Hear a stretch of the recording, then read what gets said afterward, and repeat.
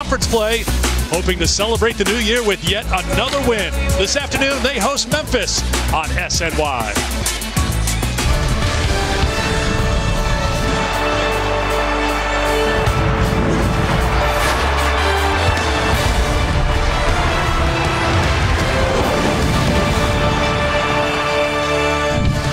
From the XL Center in downtown Hartford, we welcome you to UConn women's basketball on SNY. The undefeated and top-ranked Huskies set to take on the Memphis Tigers in the American Conference opener. Happy New Year, everyone, and welcome to the XL Center alongside Megan Como. I'm Eric Freed, and it is now time for conference play for UConn. But let's see what we've learned so far through 10 games. They've only played one game on campus, and that was over 6 weeks ago against Cal. So they have played all over the country. They've played in another country. What's your biggest takeaway so far, Meg? Well, we obviously knew who was coming back with the core four, but the biggest pleasant surprise, I think, is the play of Crystal Dangerfield at that point guard position, really leading this team.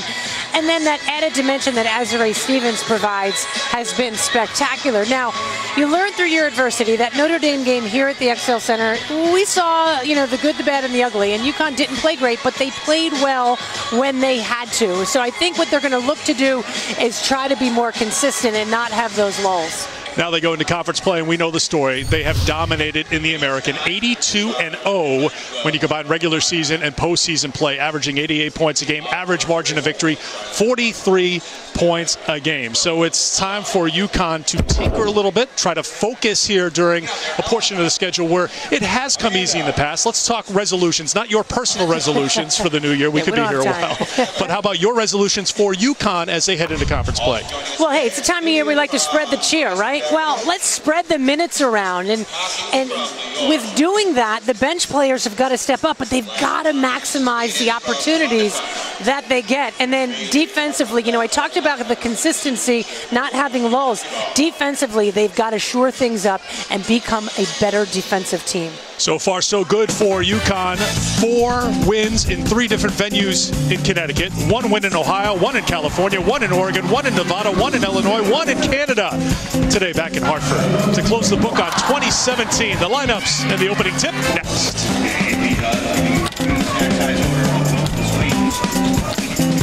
It's a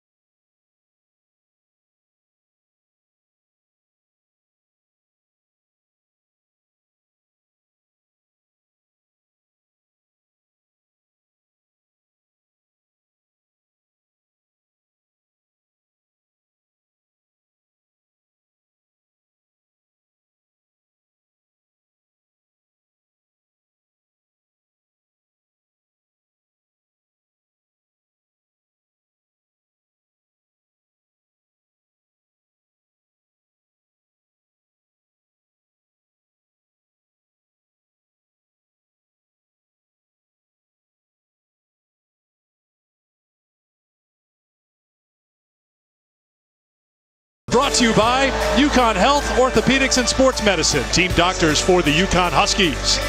By Nissan. Save on our full line today at Nissan's Master the Drive sales event. Shop ChooseNissan.com. By Connecticut Lottery. You can't win if you don't play. By Town Fair Tire, every brand at the guaranteed lowest price. Nobody beats Town Fair Tire, nobody. And by the Connecticut State Farm agents of the game, Anthony Raji in stores, Matthew Bubb in Bristol. Speak with them today. Some of the images from a couple of weeks ago, December 19th, when Gino Auriemma, Chris Daly combined for coaching victory number 1,000, and just a couple of moments ago at center court. Well, they're attached at the hip, so they should be honored. It's a classy move. Win number 1,000 for that coaching combination. As we're ready to get into conference play. Here's the starting lineup for UConn, presented by Subaru, with Crystal Dangerfield, Kia Nurse, Katie Lou Samuelson, Gabby Williams, and Afisa Collier, the starting five. For Memphis, they are shorthanded. They have been hit hard by injuries all season long. This is the five they'll start with. Bria Wilder-Cochran, Bria Elmore, Taylor Barnes. Cheyenne Creighton is their top player, leading the team in scoring and rebounding. And Brianna Porter is back. She made her debut December 9th. After dealing with an injury. Melissa McFerrin in her 10th season as the Memphis head coach. 159 wins for Memphis. And you saw Gino Auriemma before. That means he is in the building. He's feeling better. He missed practice Friday. Was battling flu-like symptoms, but seems to be okay right now.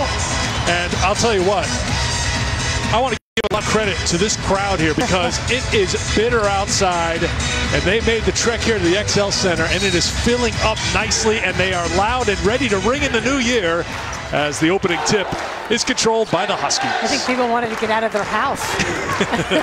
Use up somebody else's heat for a little while. Memphis comes in with a 5-8 record. They have won 4 in a row, most recently beating Grambling State 57-48 on Thursday, and UConn gets the game's first points.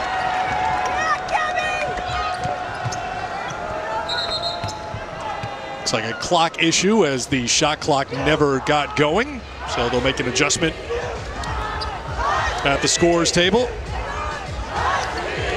Angela Lewis, Shannon Feck, Crystal Apalanis, our officiating crew here this afternoon here at the XL Center.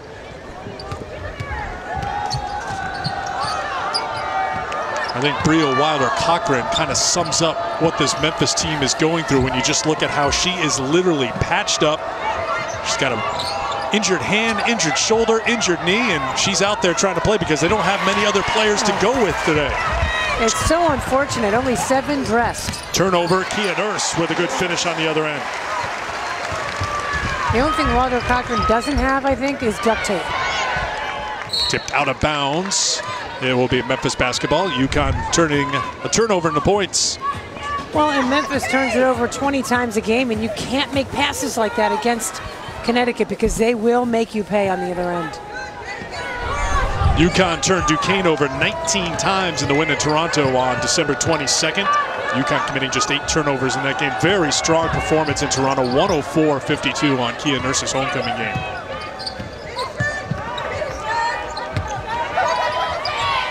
Creighton averaging 15.5 points, 9 rebounds a game. We'll keep an eye on her. Number 10, UConn always does a good job taking away the other team's top player. Off the miss, here is Dangerfield. Nurse travel. She didn't think so.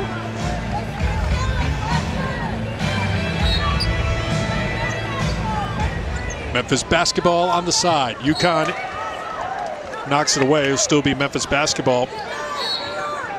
Got 33 from Samuelson, 24 from Nurse in the victory over Duquesne. And then after that game, a chance to go home and just relax, reset, get away from basketball for a little while, return to campus on Wednesday, resume practice on Thursday. 5 days off they have. That's the longest they've had in a long time. Wilder-Cochran defended by Dangerfield. Creighton. Collier out there.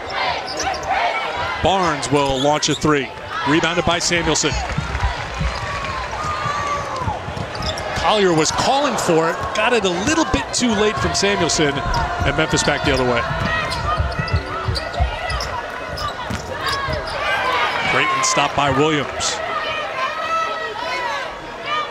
Creighton has done it all offensively for Memphis. She'll need some help today. Samuelson got a hand on that pass. Shot clock now down to 10. Elmore stepped through on Williams for the game's first two for Memphis. Savvy play there by the senior. I love that step-through move. Number 2 scorer for Memphis, averaging 13 points a game. As a team, Memphis scoring on average 60 points a game. UConn averaging 89 points a game. Collier, too easy to the basket. Yeah, just a lack of weak side help. Knowing where the ball was.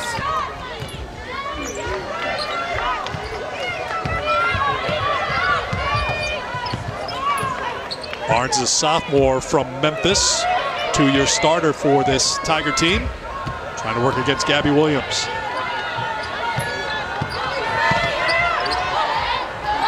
Creighton had an advantage with Dangerfield switching on her defensively, but couldn't take advantage of it and threw it away.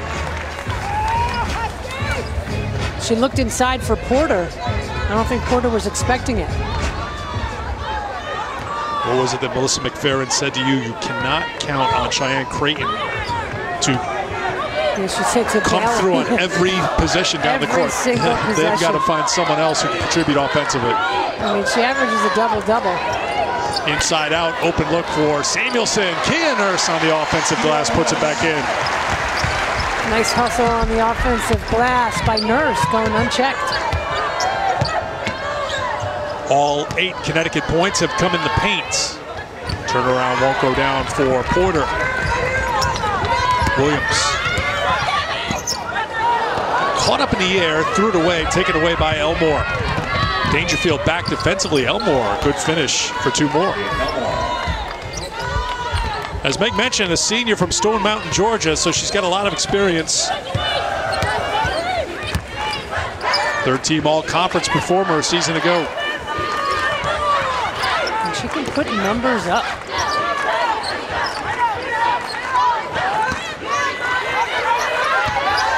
Dangerfield skips into the corner to Collier.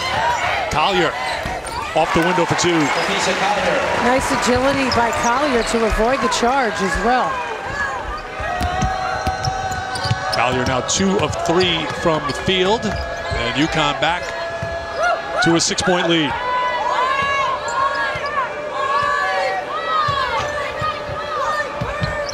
Samuelson gambled to try to get it away from Creighton, and Creighton makes her pay. First points for the senior from Pickering, Ontario. And a foul called on Memphis.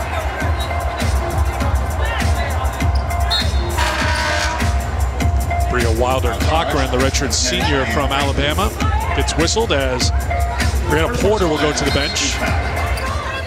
And it's going to be a real big challenge here for Melissa McFerrin to manage the minutes. Kia Nurse scores. She's got 6.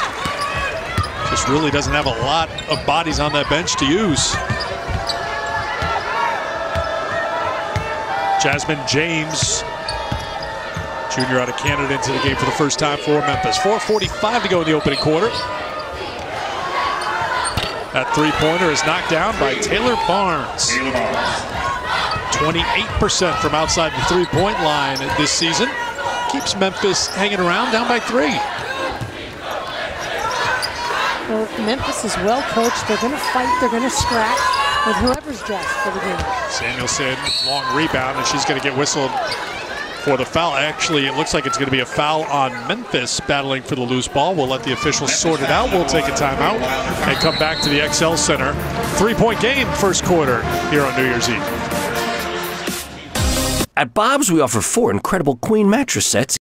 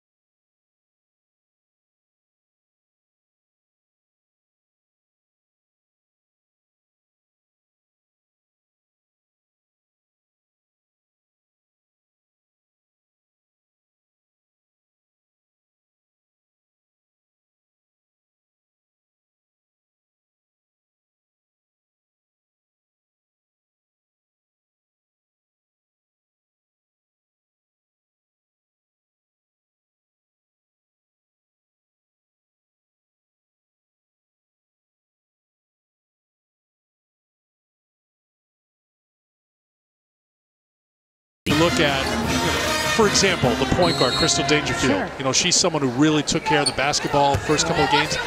She had trouble with turnovers, and she even admitted that she was getting a little tired and needed a little bit of a reset as UConn gets it out of our first media timeout. I think analytics are a big part of every sport, and this is maybe part of what UConn does, just trying to break down individually for each player how they can best perform. Well, and you need goals. After Samuelson scored there, Memphis turns it over with a double dribble by James. But each, it helps to know your game and okay, what are the numbers for this game, so you know what to work on for next game. You can't just say, oh, I feel like I played well. No, the numbers don't lie. Dangerfield, that will help her get to that magic number of 20 that Justine talked about as she knocks down her first two. UConn looks like a little bit of a different team out of that first time out, Meg. Samuelson steps up, knocks it away, but it's taken back by James, and then great hustle by Gabby Williams to knock it away. Dangerfield, a look away to Samuelson. Great decision by Dangerfield there on the break. Good finish by Samuelson. Dangerfield sprinting back defensively. Quick shot by Memphis, rebound by Creighton. This is what she does. Piled up the double doubles. She'll have a chance at the free throw line. Just, they're relentless defensively, and we talked about them needing to work on their consistency on the defensive end. They're one of their signature buckets that come out of a steal defensively. They turn so much defense into offense. Tigers, number 33, Elena Davis. Dangerfield doing a little soul work as Cheyenne Creighton at the free throw line, 3 points. She's gone for 20 or more 4 times this season. 1 of 2 from the free throw line for the 59% free throw shooter. At 18 points, 14 rebounds in the win against Grambling last time out. Played all 40 minutes. See a lot of that in this Memphis lineup. A lot of marathon minutes for some of the Tigers as Dangerfield gets her second. And then Nurse, another quick opportunity off a turnover. Samuelson lost the handle, is knocked out of bounds by Barnes. Will be UConn basketball. Something must have happened in that timeout, in that huddle from Gino Auriemma. A very different UConn team, different energy level, I notice.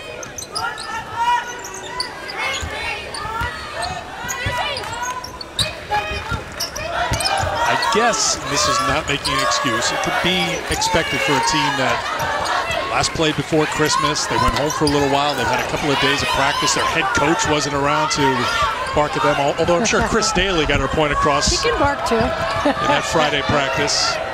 The first 4 or 5 minutes of this game, a little sluggish for UConn, but they've turned it on here on both ends of the floor. Another stop off the miss as Collier gives it to Dangerfield. The up quick. Williams inside, out to Nurse. And there's Collier with a putback. Nice hustle by UConn, but just a lack of boxing out too defensively for Memphis. Another turnover for Memphis. That's their 6th turnover of the first quarter. Now, Melissa McFerrin getting a close-up look, and she's seen this before, but maybe some of her players haven't experienced how fast UConn gets down the court. You've got to run with them. Dangerfield to Collier. Collier gets tripped up. And a foul called on the Tigers. Memphis foul, 33, Elena Davis. Nice job by Barnes keeping Dangerfield in front of her. 28 for the Tigers. Elena Davis, freshman, gets whistled for the foul. I mentioned there's upperclassmen, but you got a player like Davis who's getting a close-up look, something that you can't replicate in practice, the speed of Connecticut. Yeah, she's never seen this before on the basketball floor. Azrae Stevens into the game. Samuelson steps out for 3. 7 points for Samuelson. She missed her first 2 3-point attempts. 7 for Samuelson, 6 for Collier, 6 for Nurse. Gabby Williams really worked hard, all 94 feet in her time here in the first quarter. The first one that goes to the bench for Connecticut. That looked good off the hands for 3. Rhea Elmore. Rhea Elmore with 7. Stevens. First points for Azrae, 4th on the team in scoring at 14.5 points a game. 6 players for UConn averaging double figures. Back The other way quickly as Taylor Barnes scores. Thrown away by UConn trying to find Collier. It'll be Memphis basketball. A nice screen there, setting up that shot for Samuelson, and well, she just makes three-pointers look like layups.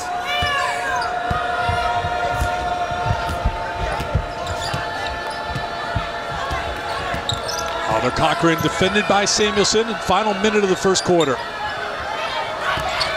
Barnes. Rebounded by Stevens.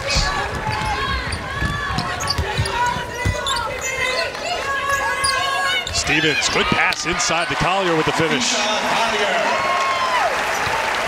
And Creighton came over and tried to double, or maybe it was Wilder Cochran. But what a quick release inside, and nice work by Collier. Stevens averaging better than 3 assists per game.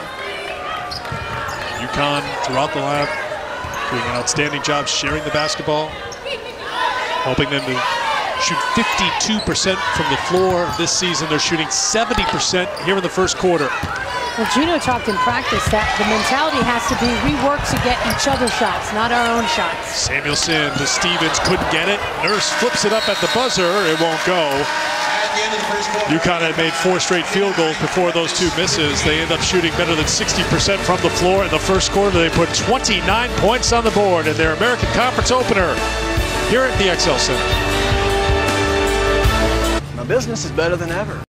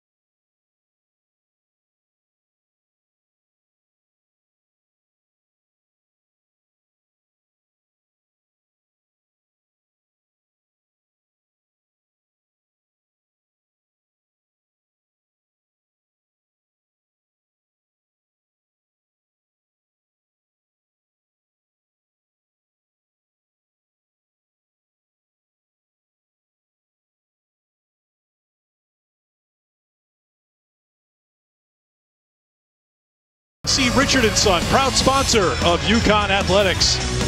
By Toyota, the holidays are back, and so is Toyotathon. Toyota, let's go places. And by the Connecticut State Farm agents of the game, Curtis Boyd in Groton and Natisha Pondexter in Deep River. Speak with them today. This is definitely the time of year where you make sure those skates are very sharp. Just walking on the sidewalks of Connecticut. Are you still looking for the perfect gift for the UConn fan on your list? It's never too late. Bring home the Huskies for the holidays with a 3-game holiday flex pack starting at just $54. Select hoops or hockey. Then pick 3 games and save at UConnTickets.com. Got a lot of fans turning out here today for this holiday matchup, New Year's Eve, between Memphis and UConn. Eric Freed, Megan Como, Justine Ward here with you. UConn making 14 field goals in that first half. They shot 67% from the field, and they really turned it on after that first media timeout. Well, they did. And, you know, when you work hard defensively and you steal the ball and you get off to the races, you score layups. It's why their field goal percentage is so good. They had obviously a lot of high percentage shots in the lane. Gabby Williams back into the game as Crystal Dangerfield heads to the bench. And a foul called on UConn. Dangerfield will quickly get back into the game for the Huskies. Stevens is such a nice kid. She almost went down to pick up Creighton, and she thought, oh, she's good enough. She could have. Although Oriema does want her to be tougher. In front of her bench. Going into the backcourt, Crystal Dangerfield saw that one all the way. She knew that Memphis is going to wait just that extra second. Sprints into the basketball, now 13 points off of Memphis turnovers, 7 turnovers in all for the Tigers. Yeah, just spectacular hustle by Dangerfield. Nafisa Collier going to the bench in place of Dangerfield. Creighton.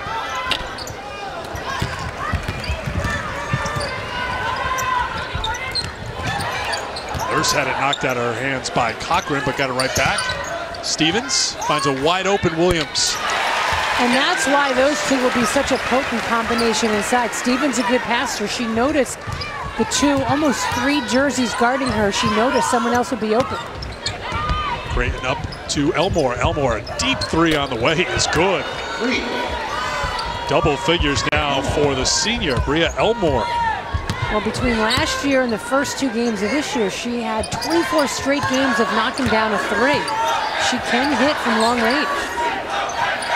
Very long range, as we saw in that last 3. Leader in 3-pointers made and attempted inside at Stevens. Nothing you can do when she catches a ball down there. Another nice pass from Gabby Williams. 9th assist for the Huskies, who lead by 17 in the second quarter.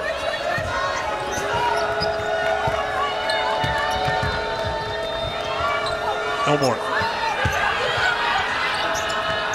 Trying to feed it in to her teammate, Gabby Williams. Read it defensively. She stepped on the baseline. It'll be Memphis basketball with 11 to shoot. Gabby Williams, coach on the floor, talking to her teammates. But here's that previous play. Look at that, just great hustle. And heads-up play by Dangerfield. You can't even blink your eyes against these guys. They'll make you pay. Williams almost got it.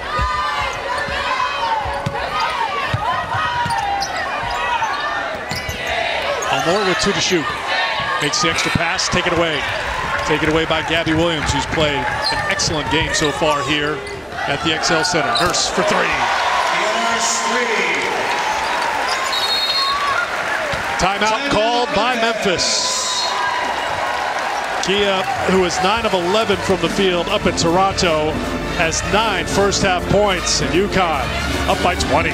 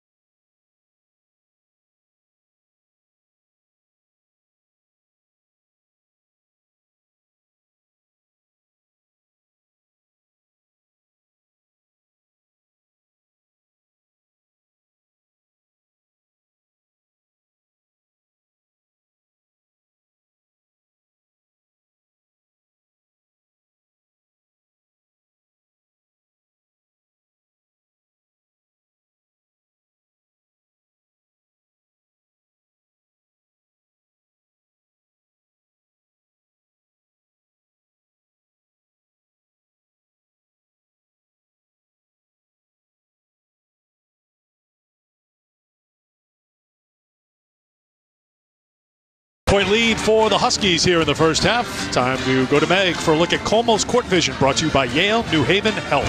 Well, we talked about defensive consistency, and wow, I mean, UConn's full court pressure, I mean, it is just never ending, and they'll lull you to think you're going to get it. Okay, near steal, but yet they come at you from so many different angles. And then the nice finish by Samuelson. They're just relentless. UConn shooting 72% from the field. They have turned Memphis over 8 times. UConn has committed just 3 turnovers of their own. Substitutions for the Huskies as Michaela Coombs comes in, her 8th game this season. She checks in for the first time. UConn without Andra Espinoza-Hunter, the freshman, not with the team today, home to handle personal matter, according to the University of Connecticut.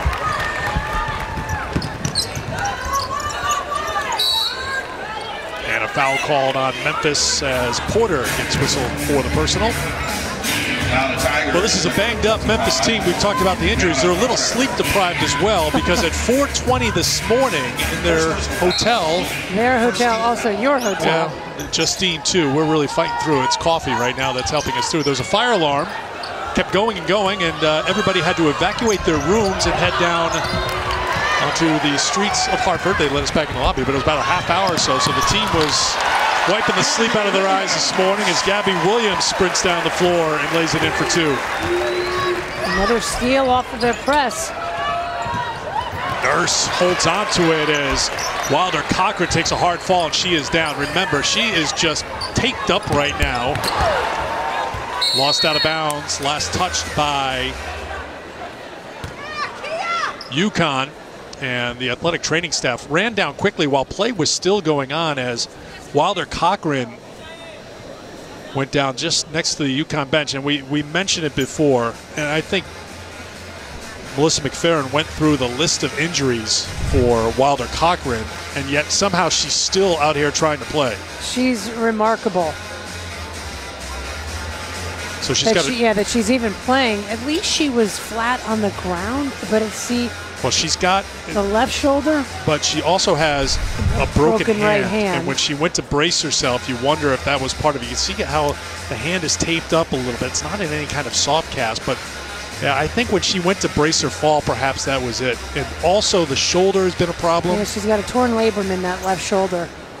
Oh, look, they're examining everything. Coach McFerrin's examining the hand. The athletic trainer's examining the shoulder. And now she's up on her feet. I hope her feet feel okay because she's standing on she had torn an ACL. She redshirted due to an ACL injury. It ended her 2016 season. This kid who's just battled through from Hoover, Alabama.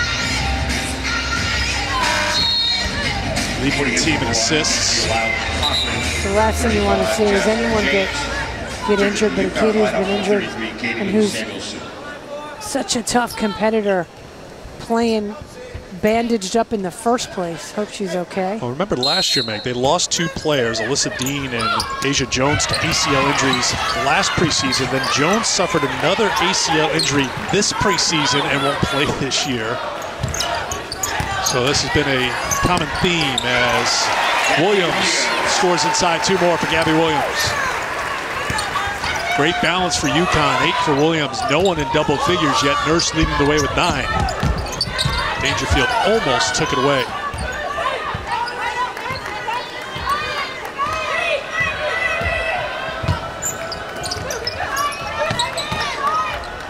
Elmore.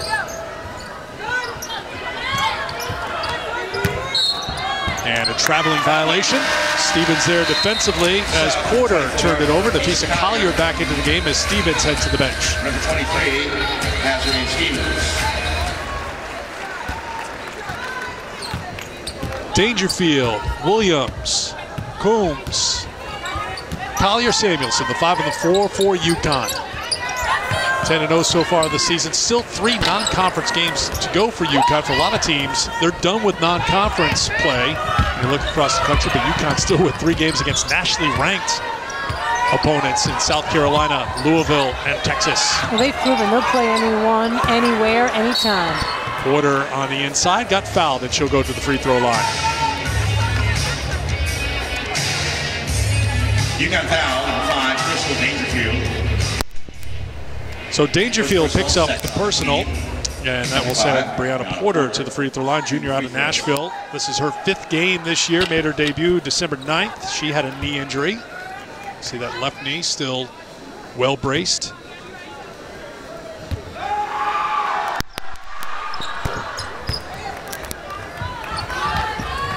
UConn has outscored Memphis 13-5 here in the second quarter, up by 22. And Coombs throws it away. Well, that's the timing Coombs will get as Gino puts his head down. You saw a veteran, at least we could see there, Samuelson communicating a little bit. There's great pressure in the backcourt. Barnes battles back to knock it out of bounds and prevent a layup. It'll be Connecticut basketball. But that previous UConn turnover, I mean, that's to be expected. But you got to let it happen just once, or you'll be back on the bench. Coombs launches, can't hit the 3, back the other way. That will get Coombs to the bench because she got beat down the floor by Bria Elmore, and Coombs committed the foul. Yeah, the hard part is to compound the initial mistake by committing the foul. Team foul number 3. Well, as you talked about with your resolutions, Meg, they're going to be managing minutes for their core rotation of players, but you have to find out now what these younger players can do. The freshmen who were really limited in their minutes through those first 10 games, and some of the sophomores, they're going to be playing a lot here, so they're going to have to play through some mistakes. Samuelson turns, can't score. Yeah, there will be tremendous opportunities for them, and they need to capitalize. Those freshmen on the floor right now. Megan Walker is dressing on the bench. She hasn't played the last 2 games. She battled an illness before Christmas. But like you alluded to, you just have to fight through. And you make mistakes, just forget about it and keep playing. That 3 won't go. Collier got inside of James for the rebound. Here's Dangerfield. 4:45 to go. Williams wide open, the feed from Collier. Nice spacing by UConn. Kind of hard to imagine Gabby Williams could be that open down low. 4.5 to play. Gabby's a perfect 5 for 5 from the field. Samuelson there defensively. Back out top to Barnes. 10 to shoot.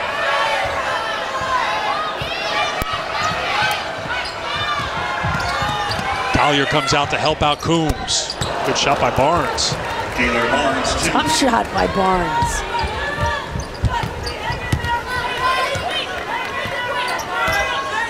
Inside of 4 to play in the first half. American opener for UConn. They'll be on the road at ECU on Wednesday. As Collier to the basket for 2. Double figures now for Nafisa Collier. She's 5 of 8 from the field. Creighton in trouble. Dangerfield trying to take it away. Barnes finds Elmore, who finds 2 more. Elmore has not backed down from this challenge against UConn. 15 points for the senior. She struggled against scrambling, scored just 2 points in that victory, but here taking on the undefeated and top-ranked team in the country, she's played very well. There's another great find and an easy hoop. The feed by Samuelson.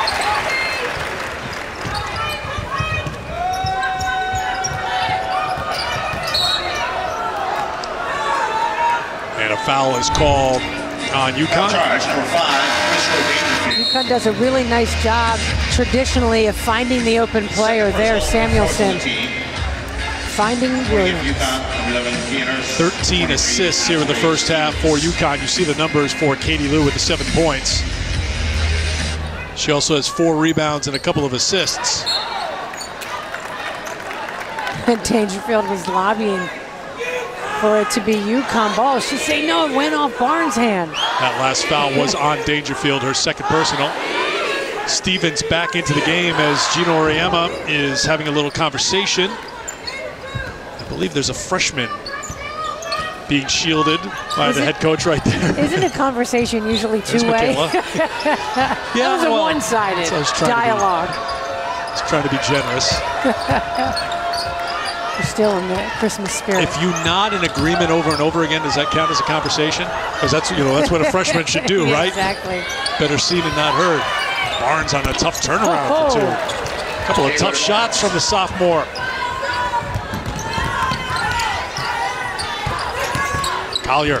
Oh, another nice feed. UConn continuing to feed the post and get layups. And if you're Memphis, you're saying, wait a minute, we had Stevens double teamed and she still scored. What else can we do in that situation?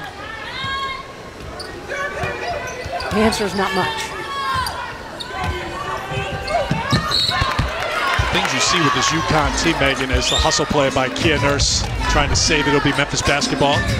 They share the basketball. There's 4 players with at least 3 assists so far for Connecticut. They switch defensively. Anybody can play anybody else on defense. So if you got every player can pass and every player can play defense, that's that kind of versatility you see on both ends of the court from this UConn team.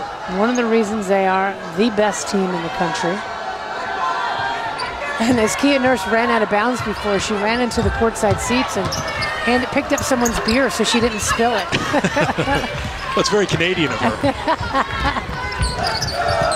Dangerfield off for Kia Nurse.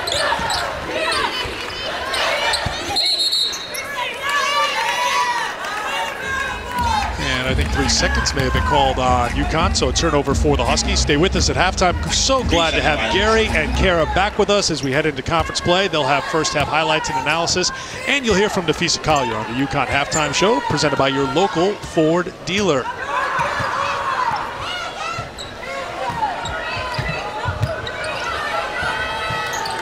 Here's Creighton, thought about it, then pulled the trigger.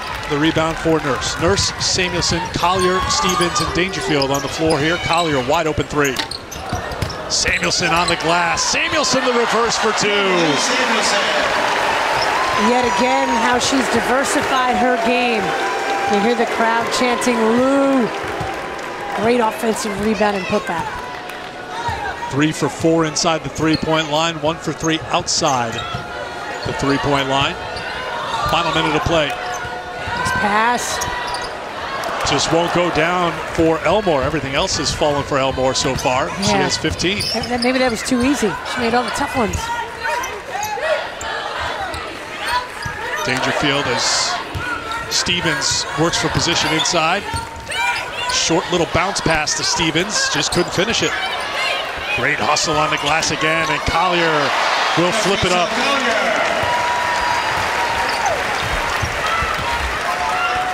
More hustle on the offensive end of the floor and getting those rebounds. Got to give UConn credit for not giving up on any play. UConn a plus 13 in rebound margin. Final seconds of the first half. Launching and coming up short was Barnes, and that is the end of the second quarter.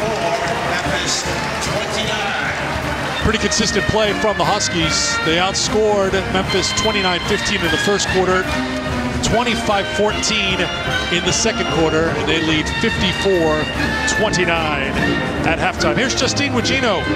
Coach, what do you see in this half after the first 5 minutes from your team? I thought defensively, we're creating a lot of opportunities for ourselves. We've given up a couple easy looks at the basket, but I thought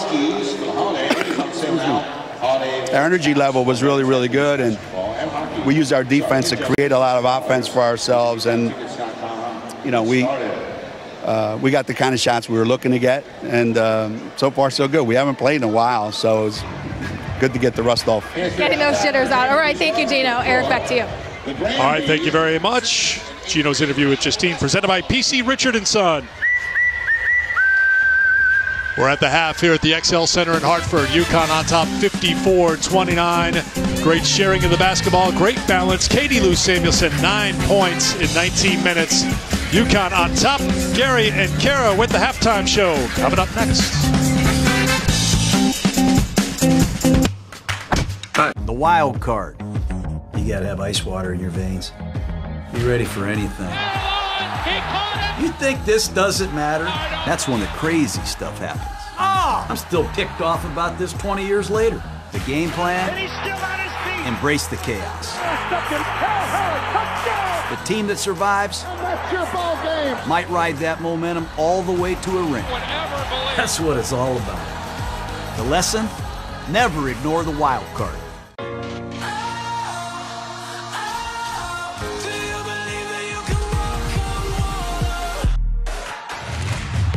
The Heisman playmaker versus the SEC's top dog.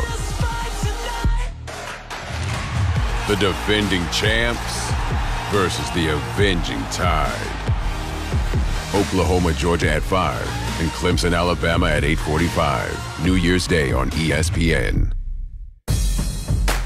Try to do whatever I could to help the kid out. I'm ready to be on my own. When he was ready to take over the keys, I was ready to give them to him. Everybody kind of forgot about me. James with an education in elevation. Kyrie Irving dazzling once again.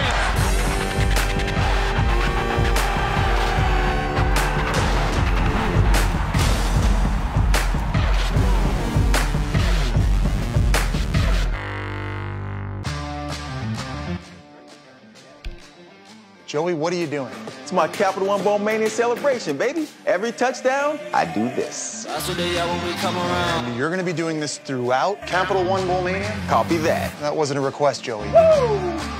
All 29 games. Just stop. Joey. We lost him. Watch Capital One Bowl Mania now through January 2nd. You can't lose me.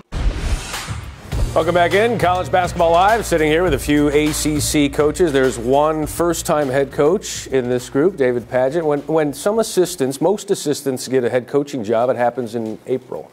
You got yours in October. How would you assess the challenges of getting your team ready for the season in the preseason? I don't know if we have enough time to talk about the challenges we faced, but, you know, the good news about the team I inherited, we have a very good mix of older players who've played college basketball, seniors, juniors, even a sophomore in VJ King, and we have a very talented freshman class. Obviously, they're freshmen. There's a lot they need to learn and go through, and there's no easy way to get freshman experience except to let them go through it. But our older guys have been tremendous in trying to help the younger guys and get ready for the season. So just each practice, we're just trying to get better than we were the day before. You had a little more lead time when you stepped over from an assistant to replacing John Calipari there at Memphis. What advice would you give him stepping in, although the time frame is a little bit different? No, David's going to do a great job, and he's a basketball guy, and his dad was a really good coach as well too, and so he's going to do great. And you know, they're good. Their team's really good, and you know, following. You know, with Coach Pitino, and you know, when I took over at Memphis following Coach Calipari, it's just they're hard to do because you know the success that you're following in both guys. So you just do the best you can. It was a primary head coaching job there at Memphis. You're just getting started. Mike, reflect on what it was. You're at the pinnacle now, the coaching in the ACC. Reflect to your first head coaching job when you slid into that chair and had that ownership, maybe an overwhelming feeling. What was that like? I think it was. I remember my first year at the University of Delaware in 1995. I wasn't very trusting of delegating. I tried to do everything and a little too much. I've learned to delegate more. But I think the biggest thing is you try to be yourself. You know, you've worked for a guy, you've been with a head coach. I think to develop your own identity and be yourself, as soon as you can get confident doing that's going to be helpful. Jim? What was that like? My first head coaching job was at a Division II school called American International College in Springfield, Massachusetts. And recruiting there was very, very difficult. But we spotted a young man I thought could really turn our program around. His name is Rick Carlisle. And we tried to recruit Rick Carlisle to a Division II school. 2 years later, I was the assistant at Virginia, and Rick called me. He was playing at the University of Maine, and he transferred to Virginia, helped us get to the Final Four, now has been in the NBA since 1984. So when you're looking at players and trying to build a program, you got to find good players. Rick was a good player. We just couldn't get him to AIC. Yeah, it doesn't matter where you are. You might be someplace soon that you can actually get him. Buzz, your first head coaching job, what was that like? I remember it vividly. Very honored, grateful, bigger than any dream I'd ever had. was very thankful that the University of New Orleans would hire me, and have felt that way every day over the last 11 years. Brad?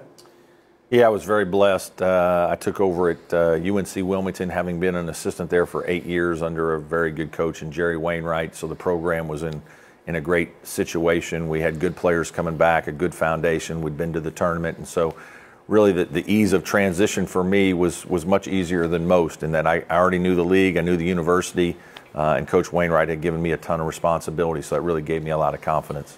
You mentioned getting to the NCAA tournament, and when you're at maybe a lower level or a mid-major school, getting to the tournament's a great accomplishment. When you're in the ACC, it's not just getting to the tournament, it's making a run. You could have a great year, maybe even win a championship in the league, but you don't get to the second weekend, and it's almost forgettable in some fans' eyes. How do you guys self-assess when it comes to success relative to the NCAA tournament, whether it's getting there or advancing deep?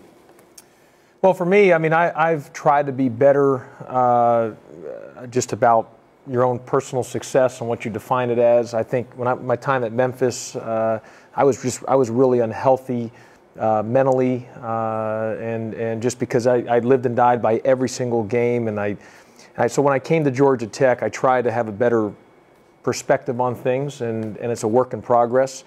It's hard to get to the tournament. I mean, I thought we had a good year last year, and we finished 11th place in this league. And I mean, and we had 8 wins in the league. I don't know if we'll ever get 8 wins again in this league. I mean, it's hard to do. And so, you know, if you just do the best you can, I've tried to be better about that and focusing on just doing the best you can and let the chips fall where they fall. Now, as a player, obviously, you want to get as deep as you can. What about as a coach? He said when he started out, he didn't have a healthy perspective. You're just starting out. What's your perspective? Well, I think at Louisville, it's just been long established that getting to the tournament per se isn't enough. I think making a deep run has come to be expected over the last 15, 16 years, and obviously we've had a lot of success. Now, I'm not going to put any pressure on myself or on my team to say, hey, we have to get to the Elite Eight or we have to get to the Final Four, because that's just not realistic. You know, everything we've been going through, me as a first-time head coach, that wouldn't be fair to anybody. So we're just trying to have as good of a season as we can have, win as many games as we can have, kind of just break up into 3 segments. You got non-conference, you've got conference, and then postseason. So just take it one segment at a time. How does that change as you get deeper into your career? Because when we refer to you guys, how many Final Fours does he have? How many national championships? Well, that dynamic happened a little bit this year for us. The 2 previous years we've been to the Elite Eight. We get knocked out in the second round by a very good West Virginia team, but we finished in the top 4 of the regular season and got to the championship game of the ACC tournament. And so I was trying to tell our guys that, you know, we had a pretty good run, and even it was even harder trying to explain that to my fans, but maybe they finally got it at the end of the day. What about you made a deep run with George Mason, now here you're at Miami. Yeah, 20 years ago, I had an incredible opportunity to talk to the great John Wooden, who won 10 national championships. And he talked about one thing that you had to have to be successful as a coach. And he said you have to have balance. You have to have the understanding of what your expectations are, maybe very different than what anybody else is. And you just have to have that balance in your life, balance with your team, so that you're enjoying the journey. Not so much talking about, did you make the Final Four?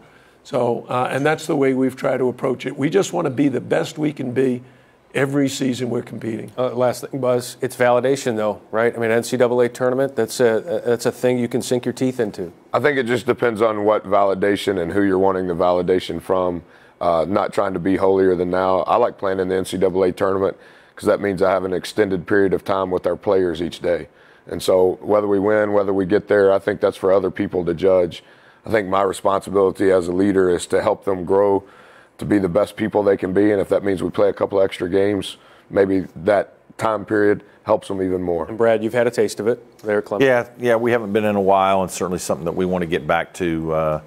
You know, we talk a lot about, you know, playing in March with a chance to advance. That's kind of a phrase we use to kind of keep our momentum going, and I think it's something that you put the NCAA tournament out there. It's not as easy at some programs. It's more of a challenge, and certainly you analyze each team and just try to get better working on that with that thought in mind for us. Okay. Good perspective, guys. We'll wrap it up when we return.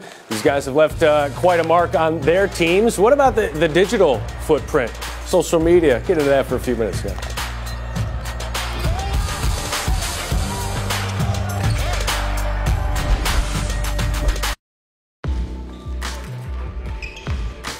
All right, let's start with your health. Yeah. You know, you're 70, and a lot of people want to ask how much longer do you want to go? Do you want to ask that? Yeah, I'm going to ask that. I'm going to ask you, how much longer do you want to go? Yeah, I didn't get my knee replaced to retire. Let's put it that way. So I'm 70 years old. I think I'm definitely younger at heart. I have the knowledge, though, of a 70-year-old who's coached for 42 years and has coached 11 years with the U.S. team. And I think that's a good combination, especially at a great school. I want to make a difference. I'm enthusiastic. Come on, Kyle, I got you. Grayson Allen, when describing you, called you a friend. Yeah. Which is interesting for a 21-year-old to call a 70-year-old a friend. Right. How do you think you've been able to connect with players these days and change and be able to adapt? Well, I think it's up to the teacher to adapt so that his or her teachings are accepted easier by their pupils. I've had to adapt a lot. Not values, work ethic, and all that, but how you communicate, how you dress, what jokes you tell, do you stay current? Grayson Allen is a really good basketball player. He also appears to be a dirty basketball player. Well, his reputation for this precedes him. What gives you confidence that Grayson, if you have confidence, that Grayson has kind of gotten past the issues, the tripping issues? Well, you know, look, is it more tripping issues or what everyone made of a couple issues? I want Grayson to be Grayson. Grayson's, I think, as good a player as there is in the country. And I want him to be a leader, and I want him to not have a rear-view mirror. How much did you worry about him last year, though, because of all the public outcry and the attention that he got? How much were you worried that he'd be able to handle it all? You would have thought that there was a capital offense that had occurred. That's the attention, I think, that our program brings, the scrutiny, and you know, you have to learn to live under that microscope. But he has had an opportunity to be in incredible situations where you don't play at the beginning of your freshman year. You are the hero of the national championship game. You're an All-American as a sophomore and you have an incident, and then that's unbelievably publicized. And then you have another situation, and then you're hurt the whole year. Holy mackerel. He's lived a lifetime in those 3 years, and I think it'll all end up really, really good. How good can this team be? I mean, you have talent, you've got bigs. They're very different than a lot of your previous teams. Yeah, you know, our team is going to be very much a developing team. We have 3 guys in Marvin Bagley, Wendell Carter, and Marquise Bolden who are going to be pro players, maybe all 3 of them at the end of this year. We don't have the perimeter depth that we, like the last few years, but we have more big guys. And so we have to adjust what we do, and which we do every year. Has your outlook of recruiting one that's changed? People think it has. No. Everyone talks about us changing our recruiting philosophy. That's not the case. It's just that Grant Hill was in the mid-'90s or early '90s. If Grant Hill was today, he'd go too. But we would have still recruited Grant Hill.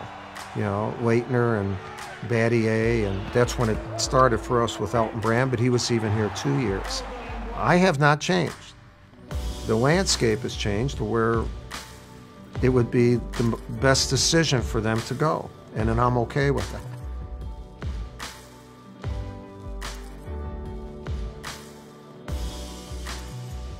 Their American opener on top by 25 at the break. Eric and Meg back with you here, courtside at the XL Center. Again, after that first 5 minutes, got to the first media timeout. A little bit of a reset button, a little bit of a reminder that vacation's over, holiday break is over. It is now basketball from now until hopefully April.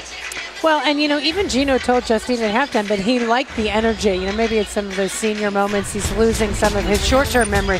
But you know what? They played great in that first half, I thought.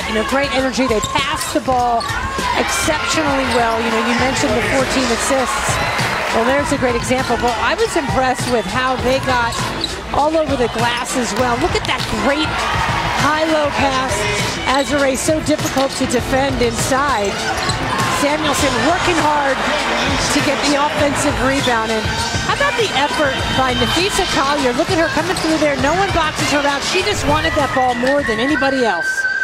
Great balance for the Huskies. Gabby Williams, 6 of 6 from the field for her 12 points. Nafisa Collier, 6 of 10 from the field for her 12 points. Kate Samuelson had 9, and Kia Nurse with 9. Nurse was 4 of 7. Samuelson also 4 of 7 from the field as UConn gets ready to go here in the third quarter against Memphis.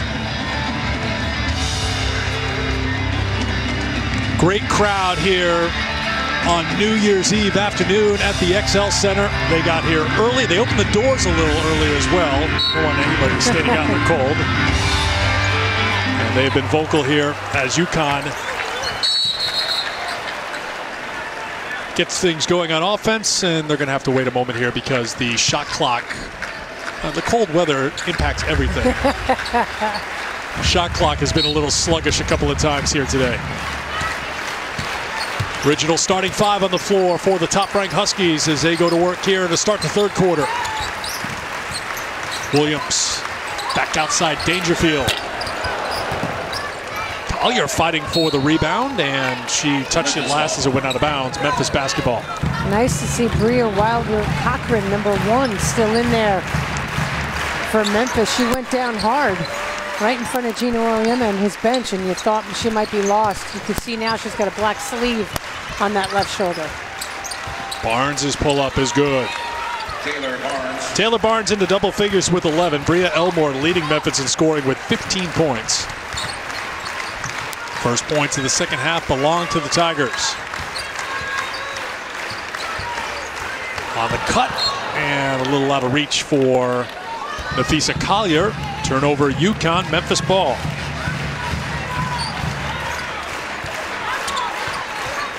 UConn 7-0 in the all-time series. The average margin of victory, 44 points. They won by 63 back in February of 2015.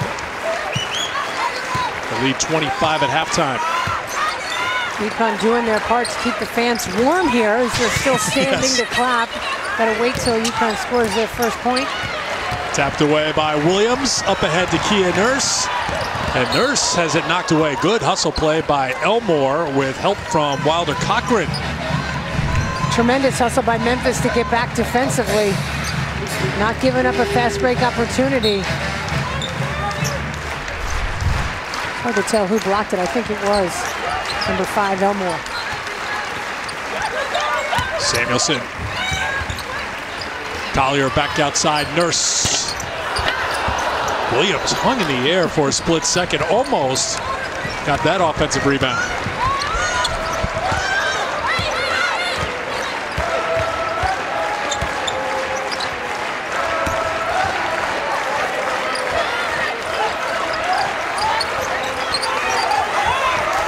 Cut. Pass was a little late.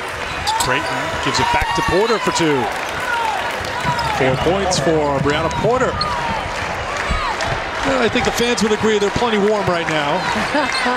And they're ready to have a seat.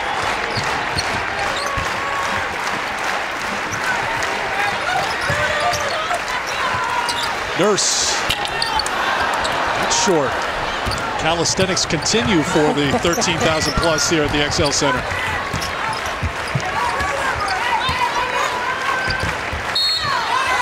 Foul called on Gabby Williams. A little reminiscent of the first 5 minutes of the first quarter. UConn a little sluggish here to start the third. First personal, first team foul. Nice job by Cheyenne Creighton to keep Williams on her back. Nice job moving her feet. That's first personal on Gabby Williams. Elmore in and out. Samuelson holds on to it.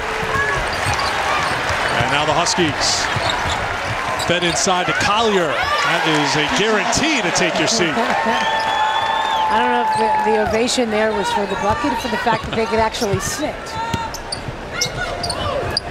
Oh, Porter found a little opening back behind the UConn defense. Couldn't finish though, and Collier comes away for the Huskies. Dangerfield. Three-pointer is off the mark. One and done for UConn. Got a lot of second chance opportunities in that first half. Collier hauls it in. 7 offensive rebounds in the first half for UConn. Dangerfield passes up on the 3, had it knocked away, and fights back for the basketball. It'll be Memphis basketball. Impressed with Memphis's what they've done at halftime, some of the adjustments that they've made. They haven't turned it over. McFerrin's team has not given up any fast break opportunities here. Nice job, nice adjustments made by McFerrin and her staff. UConn will play man-to-man defensively. 6.5 to go in the third. Balder Cochran to Creighton, trying to get her going. Great job by Gabby Williams, but she does commit the foul, her second. Gabby Williams. Pretty good footwork. You see Gabby's body language, like, what else could I have done? Well, Creighton, a couple of free throws. 4 points now for the leading scorer for Memphis. Yeah, Creighton is a savvy no-post player. She's going to either score or get herself to the line in that situation.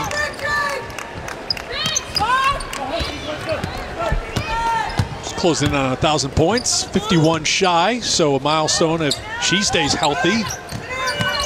That is within reach in the next couple of weeks, if not sooner. Dangerfield had her defender fall down, just can't make the shot.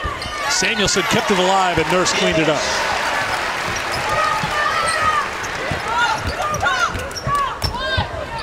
Just the second field goal this quarter for the Huskies. They do have a big edge on second chance points, 12-1 over Memphis. Dangerfield doing such a good job keeping the ball out of Elmore's hands. And another foul called on Connecticut. Well, UConn leads Division I in fewest fouls committed per game. They've picked up 3 here in this quarter. Samuelson picking up her first. Baseline out of bounds play. There's another foul on Gabby Williams, and that's 3 on Gabby. 3 in a hurry. 50, Gabby Williams. Third personal, 4th team foul. So a trip to the free throw line again from Memphis. They are 6 of 7 as a team from the free throw line. UConn has not attempted a free throw so far in this game. You think about that first half, they had so many open shots, layups. And again, got to give Memphis credit for taking those opportunities away here early in the third. They have outscored the Huskies 7-4 here in the third quarter. Nice cut. Samuelson tried to force it into Gabby Williams. There was nothing there. Barnes doing the job defensively. It will be Connecticut basketball with 15 on the shot clock. And this is a good example of what's been happening right now this quarter for UConn. A little overpassing there. UConn lucky to maintain possession. Is it an adjustment that Memphis made here in the third quarter? Or is this, it's a combination. Samuelson was fouled attempting the three-pointer. The whistle was a smidge late, but Samuelson did get it. Walter Cochran disagrees. And I think we're about to see what the UConn head coach thinks of what's happened here on the floor so far, as a couple of players getting set to check in pretty early here. Samuelson will shoot 3 free throws. Azarae Stevens, and it looks like Megan Walker is set to make her first appearance in 3 games. For the Huskies, number 3, Megan Walker. Collier to the bench. Azarae Stevens. Along with Crystal Dangerfield, Stevens, Williams, Samuelson, Nurse, and Megan Walker on the floor.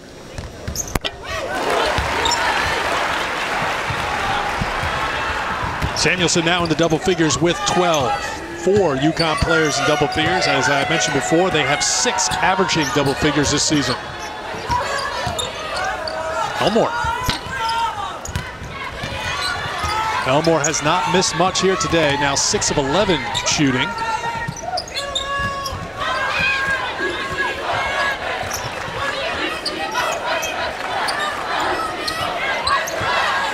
Walker. Well, she's guaranteed to have a little rust after her long layoff. It's last touch by Memphis. That'll get us to a timeout. So when we had our first media timeout in the first quarter, things changed a little bit out of that commercial break. See what happens when we come back after this. Look at this, a silicone.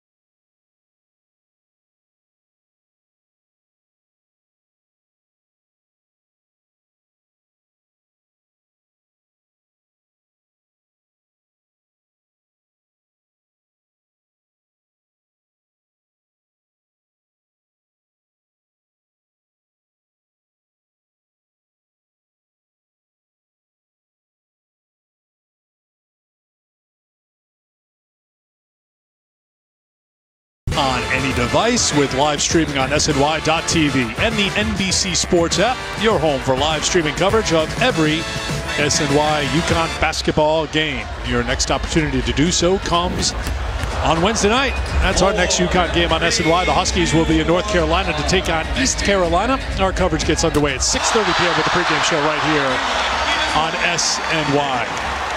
Well, we take a peek into the UConn huddle. It's pretty cool, calm, collected, and businesslike right now.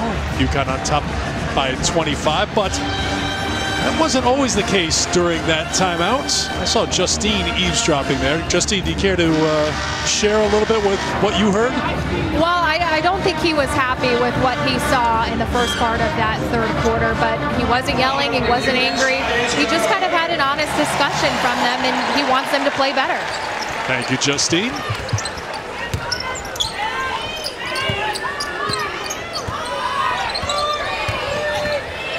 Two on the shot clock as Kia Nurse is fouled. Was not in the act of shooting as Taylor Barnes picks up the personal. It's too bad Memphis had done a nice job defensively there.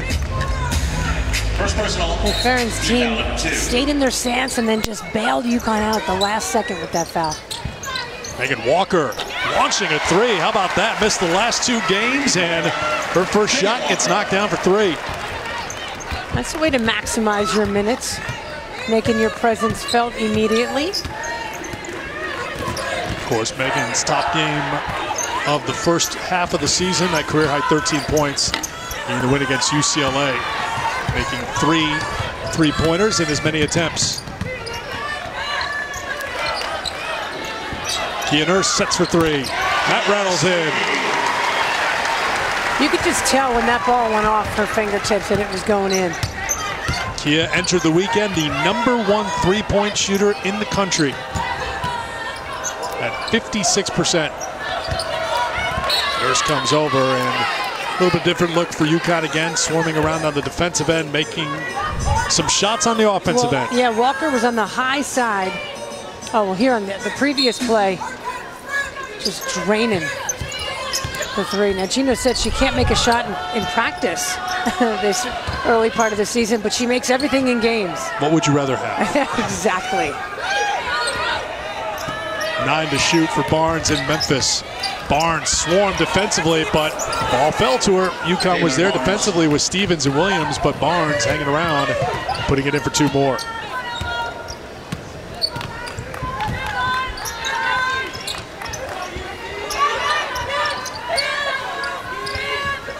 Walker.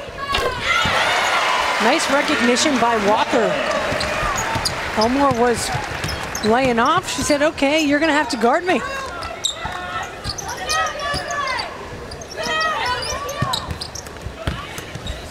Creighton inside. Stevens with the block. Samuelson picks up the loose ball.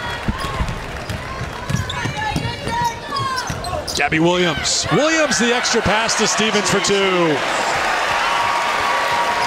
Boy, they changed the complexion of this game in a hurry, didn't they, after that timeout? And as Justine said, Gino very calm. She said, play better. And they certainly have taken his words to heart. 2.5 to play in the third.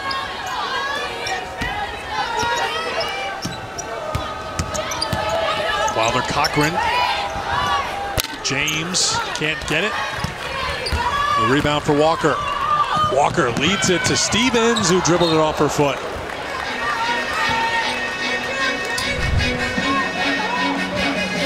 Well, how about this look from Gabby Williams? She knew when she started dribbling the ball from about midway in that post, she knew she was going to dish that to Stevens. Gabby with a team-high 5 assists to go along with her 12 points and 2 rebounds. Elmore had to change her shot because Williams was there defensively. Nurse. Stevens. Tough pass for Williams to handle, but she has the ability to pull in those tough passes. And a foul called on Memphis.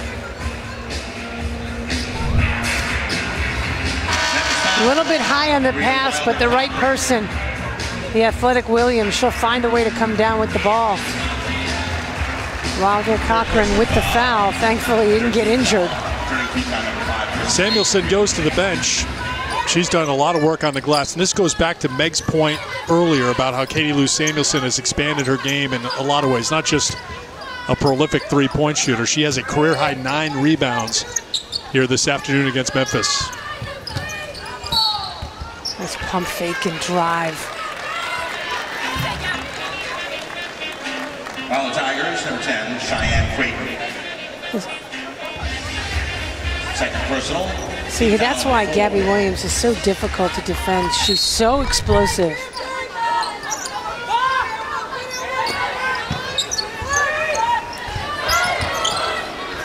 Williams was open for a split second. Nurse can't score. Look at Megan Walker get on the glass and put it in for 2. Megan Walker. You know that thing I said about the rust? Yeah, Can I take it back? Well, she already busted through. No more rust. What a return for the freshman from Virginia. 3 of 3 from the field. 7 points in 4 minutes. Final minute of the third quarter. Elmore. Kia Nurse was there defensively, but give Elmore credit. Created her shot. First points of the second half for Elmore, who had scored 15 in the first.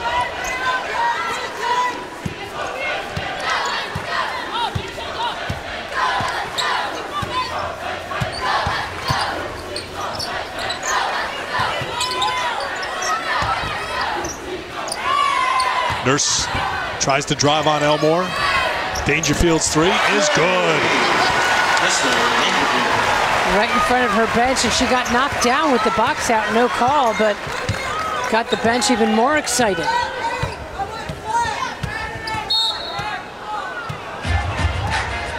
And a foul called on Megan Walker. A little bit of a touch foul on Wilder Cochran.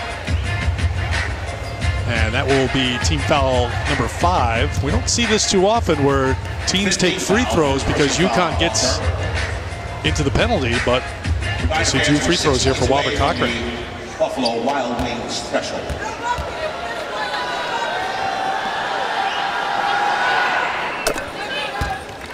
First point of the afternoon for the fifth-year senior.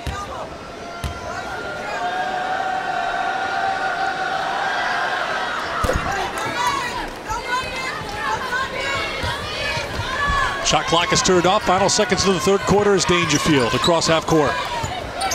Works with Stevens. Back out to Nurse.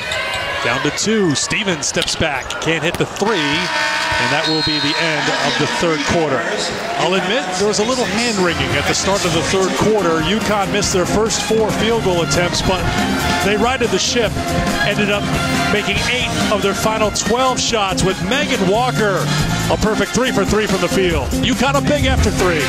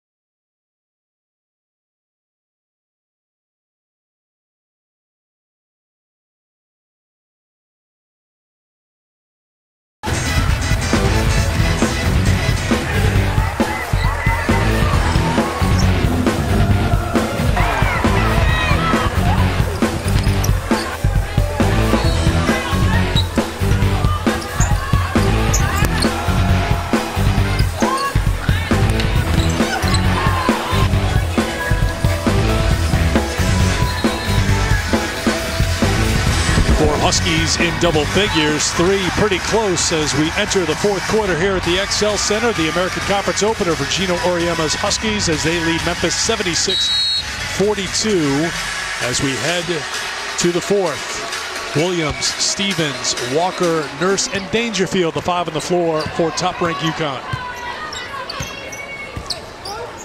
UConn shooting nearly 62% from the field through 3 quarters.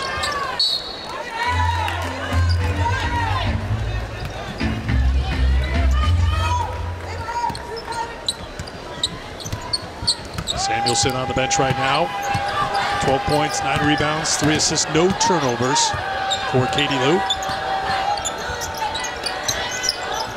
Samuelson playing 27 minutes. This could go back to something you talked about during top of our telecast about the resolutions, managing the minutes for these key players.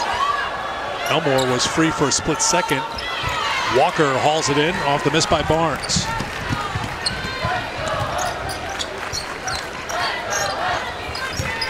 Stevens. And a foul called on the Tigers. You can ring in the new year with the UConn men's hockey team. They'll host Quinnipiac on Tuesday, 7 p.m. right here at the XL Center. Visit UConnTickets.com to get your tickets today. UConn men's hockey, building greatness.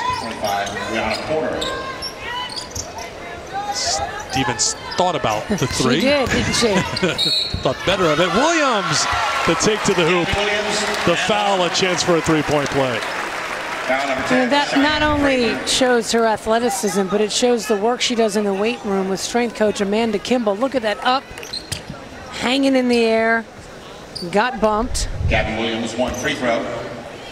So strong is Gabby Williams. Can't convert on the three-point play. Great hustle by Azare Stevens to get to the loose ball, and she was fouled. Super hustle there. Memphis foul in 25. Foul was called on Porter. Hustle there by the tallest player on the court. At 6'6". I think she's picked it up pretty quickly that even if it's a 36-point game, you don't stop hustling in the fourth quarter. Or you will find yourself seated on the bench. Wilder Cochran back in as Porter checks out for Memphis. Not great the way she's holding that left arm.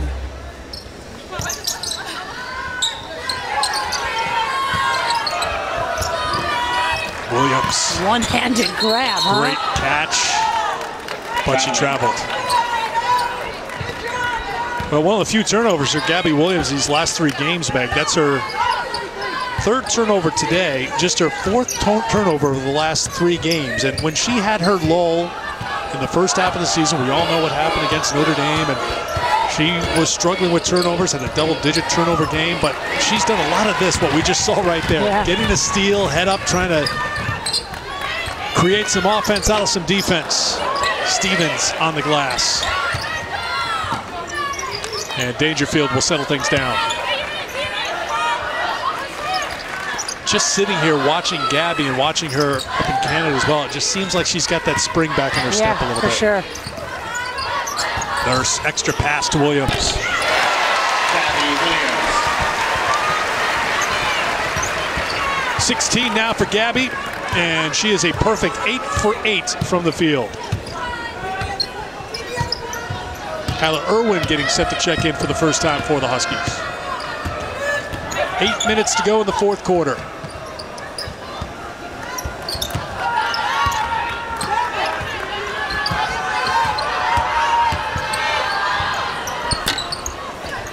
Missed by Barnes, the rebound for UConn. Dangerfield for Williams. Back to Crystal, who throws it up for two.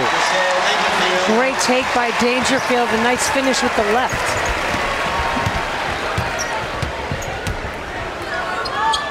Crystal into double figures now with 11. That's 5 Huskies in double figures.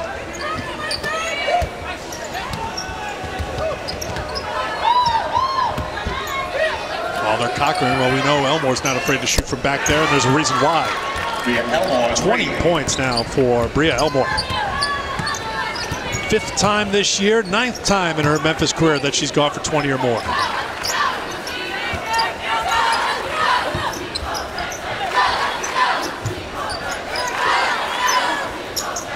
Walker stays perfect. Walker saying, I know I'm young, but I'm a threat from 3 as well. 6 players into double figures. Once again for UConn.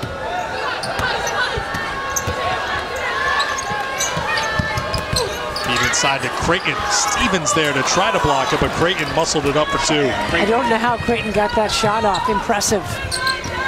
8 points for Creighton on 2 of 8 shooting. Walker spins it up. Another nice pass from Williams as well. That's the 7th assist for Gabby. 12 points now for Walker in 9 minutes. Talk about productivity and making the most of your time. Kia Nurse, an easy steal. She has Dangerfield on her right. Nurse will take it for 2 more.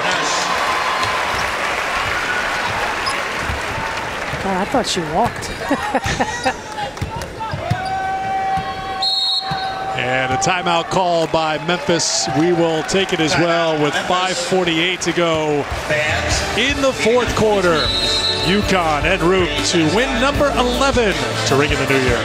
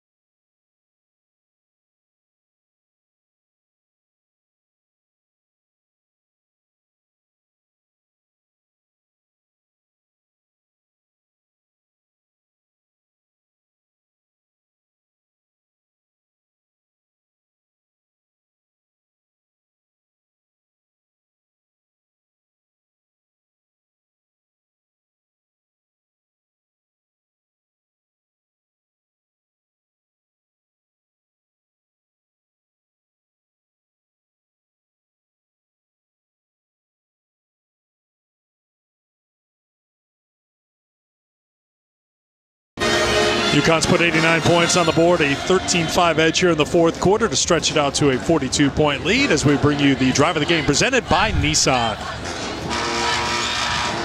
24 points off of 16 Memphis turnovers for the Huskies today. I told you she did walk. Wait, it's the drive of the game, not the travel of the game.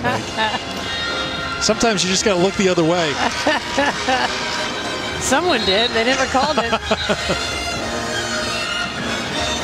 Kyler Irwin into the game. UConn, big advantage in the points off turnovers category, 24-4 against Memphis. Williams, Walker, Irwin, Dangerfield, Michaela Coombs back in for UConn as well.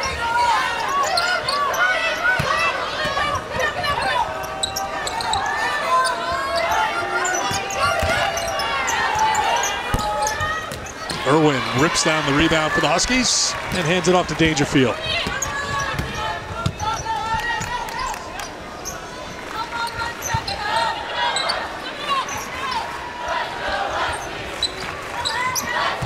Coombs for Dangerfield.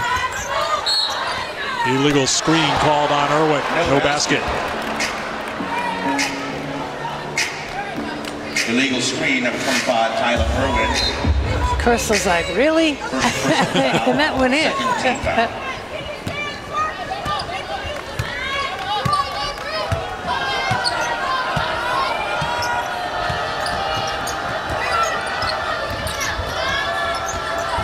Goriema was checking the clock and just seeing who else he can get into the game here. We'll get a media timeout at the next whistle. They'll have an opportunity for him to make the substitution. Molly Bent has come to the scorer's table. Now what a performance by Gabby Williams, 8 of 8 shooting, 3 rebounds, 7 assists, and this is what UConn's done all day. And I spoke too soon. What a great pass, though, from Coombs. Just couldn't get the assist.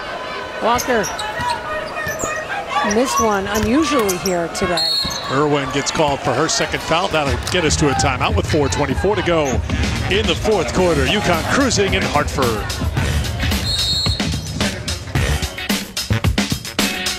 The wild card.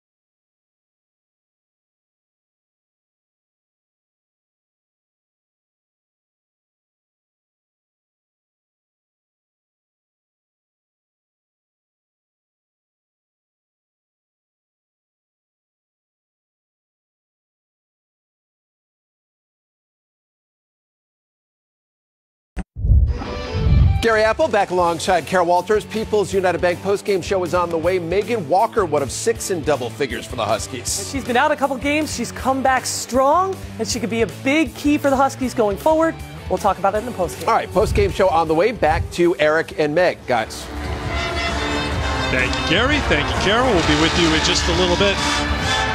UConn ringing in the new year with a big victory. It'll be their 83rd victory against American competition since joining the league. This is now the start of their 5th season. Official attendance here today, 12,261 on a New Year's Eve afternoon, with Elena Davis at the free throw line. Creighton will host ECU on Saturday. As I mentioned before, that's UConn's next opponent. These two teams will meet again January 24th, coming right up.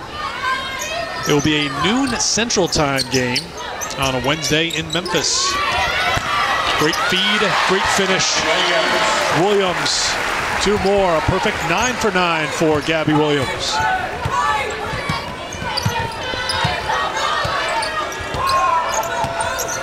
Molly Bent into the game for the Huskies. Elmore can't hit the 3. Megan Walker pulls down the rebound. 18 points for Gabby, matching her season high.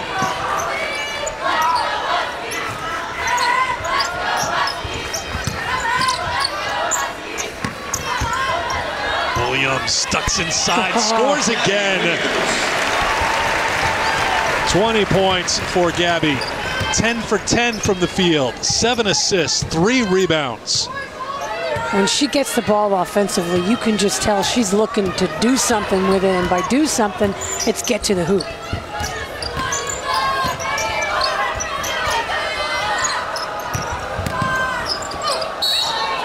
And a traveling violation, because I don't believe in jinxes. Gabby's had 3 perfect shooting games in her career. How about that play, though? The great pump fake to get the defense moving, and then to keep it real, she runs into her teammate at the end. Classic. We get our first look at Batuli Kamara, who's been battling a knee injury. This is her 3rd game this season. So Gabby Williams checks out of the game as Kamara gets it in the post. I did not jinx her. She finishes a perfect 10 for 10 from the field. Irwin comes away. Coombs couldn't score. Irwin tapped it around. Really remarkable that UConn has dominated the glass so much. That's the 16th rebound from Memphis this afternoon. The season low for a UConn opponent, 27 for DePaul. So it's going to come way under that number.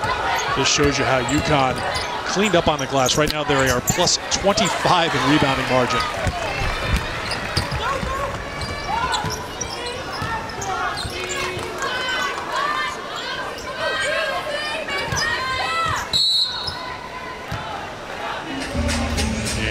Like a foul called on Memphis with 2:01 to go in the 4th quarter. Wilder Cochran gets called for the foul. And Lexi Gordon will get into the game, so everyone getting a chance to play here today. And that's it for Megan Walker. What a performance by the freshman in her first game back after missing 2 games. 12 points, 4 rebounds, 5 of 6 shooting, 2 for 2 from outside the 3-point line. Yeah, tremendous effort from the freshman, as you indicated, especially after some time off. Well, the reserves getting involved as well. Kamara with the feed to Irwin for 2.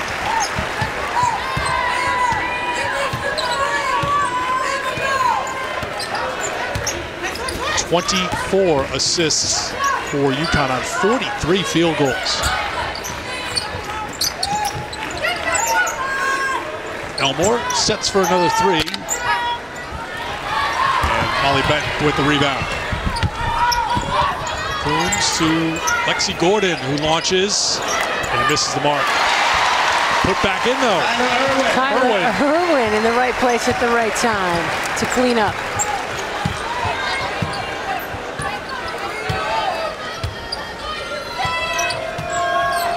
Closing in on 1 minute to play here at the XL Center. Next 2 games for UConn on the road at ECU and then at USF in Tampa. We'll have both games for you right here on SNY. Gordon pulls it down, gives it up to Molly Bent. Bent with the feed to Kamara. Kamara fighting on the glass. Back out to Coombs.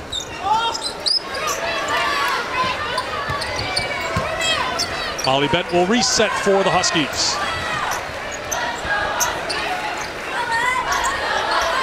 Bent doesn't pull the trigger. Irwin launches a three. Gordon tracks down the rebound, and UConn doesn't have to shoot. Molly Bent passes up on it. She gets called for the wrong.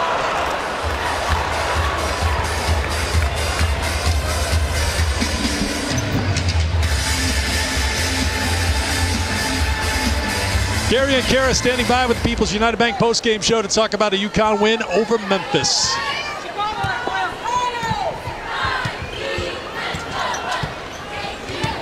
Meg and I will be back here at the XL Center with our final thoughts as well, as a foul is called on Memphis and UConn could just dribble out the clock. 15, Caleb Barnes. Well, there was a couple of bumps for UConn, certainly, but overall, fantastic performance coming off a long break. Their holiday rust is gone. They're into conference play. They are now 83-0 against American opponents. 97-49. The Huskies win here in Hartford on New Year's Eve.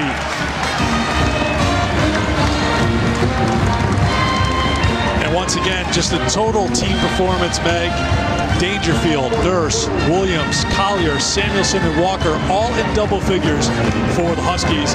One of the big highlights, Gabby Williams, a season-high 20 points, a perfect 10 for 10 from the field. She also had 7 assists. Yeah, she looked like her old self, just exuding confidence, which is what the senior needs. Today's player of the game presented by People's United Bank is the senior from Nevada, and Gabby Williams, as she goes for 20 here today. Another all-around fantastic game for Gabby Williams, who has found her game again. Let's see what the head coach has to think of it. Keep your distance, Justine. Gino doesn't sound completely healthy. Over to you. All right, thank you, Eric. Gino, after a little bit of a break for the holidays, what did you think of the effort today? I thought it was pretty good. I mean, I didn't expect it to be great, you know, not having played in so long. But I thought, except for that one lull in the third quarter, you know, the first 3 or 4 minutes of the third quarter, thought we did a lot of really good things. And most of the guys that came off the bench did a pretty good job. They contributed a little bit. So hopefully they're getting a little bit better every day. So all in all, I think it was a good day. Gabby Williams had possibly, I think, her best game of the season. What clicked for her, do you think, in practice these last 3 days? I think she's healthy. She's feeling good. She's had a couple really good practices, you know, since we got back.